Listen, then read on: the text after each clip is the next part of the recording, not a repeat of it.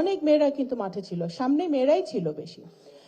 Private ইউনিভার্সিটির অনেক মেয়েরা ছিল, সেই মেয়েরা কোথায় এখন?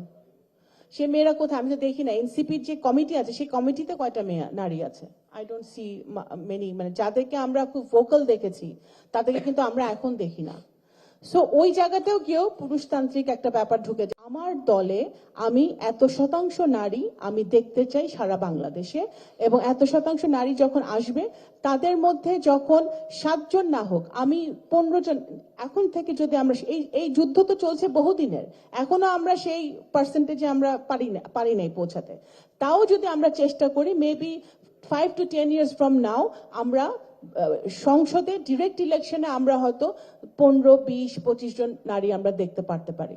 আমি খুবই, I am not being very optimistic, কারণ আমি রিয়ালিটি জানি, আমি মাঠ পর্যায়ে রিয়ালিটি জানি, সেই রিয়ালিটি থেকে আমি বলছি। কিন্তু আমি আপনাদেরকে বলবো যে আপনারা যত বাধাই থাকুক না কেন আপনাদের এগোতে হবে, এবং এগোতে হবে, নিজের মেধা দিয়ে এগোতে হবে, নিজের আত্মসম্মানকে বজায় রেখে এগোতে হবে, এবং সে এগিয়ে যাবেন ইনশাল্লাহ। মানে আপনাদের অবশ্যই একটা ভালো পজিটিভ আপনারা একটা রেজাল্ট আপনারা পাবেন। আমি যেটা আরেকটা বলতে চাই যে এই যে এখানে বলেছে আন্দোলনের কথা হয়েছে, এই যে বিভিন্ন আন্দোলনের সময় রিসেন্ট যে জুলাই রেভলিউশন হলো, আমাদের এতগুলো প্রাণ আমরা হারালাম, সেখানে দেখেছি অনেক আমাদের মেয়েরা, আমাদের এনসিপির আমার বোন আছে এখানে, অনেক মেয়েরা কিন্তু মাঠে ছিল, সামনে মেয়েরাই ছিল বেশি। প্রাইভেট ইউনিভার্সিটির অনেক মেয়েরা ছিল, সেই মেয়েরা কোথায় এখন? সেই মেয়েরা কোথায়? আমি তো দেখি না। এনসিপির যে কমিটি আছে সেই কমিটিতে কয়টা মেয়ে নারী আছে? I don't see many. মানে যাদেরকে আমরা খুব ভোকাল দেখেছি তাদেরকে কিন্তু আমরা এখন দেখি না। সো ওই জায়গাতেও গিয়েও পুরুষতান্ত্রিক একটা ব্যাপার ঢুকে যায় যে বড় বড় পদে কিন্তু আপনার দেখবেন যে ছেলেরাই আছে।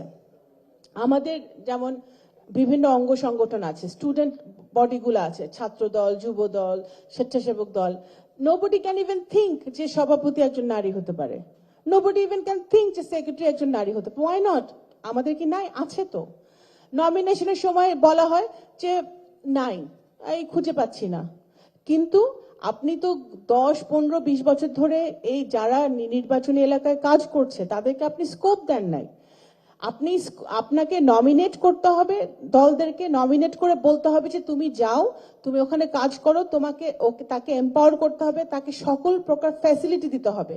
যদি তার অর্থ না থাকে তাকে অর্থ দিয়ে সহযোগিতা করতে হবে, যে যাতে সে তার নিজ এলাকায় গিয়ে সে দল গোছাতে পারে, কর্মী গোছাতে পারে, এবং আমাদের দেশে যে মাঠের রাজনীতিটা, সেই রাজনীতিটা করে সে টিকে থাকতে পারে। আমি মনে করি একটা মনস্তাত্ত্বিক পরিবর্তন দরকার এবং পলিসিগত পরিবর্তন দরকার। তাহলে আমি মনে করি আমাদের বাংলাদেশে কিন্তু নারীরা, উই আর ভেরি প্রাউড, শুধু বাংলাদেশে নয়, বাংলাদেশের বাইরেও আমাদের নারীরা বিভিন্ন সেক্টরে অনেক ভালো করছে।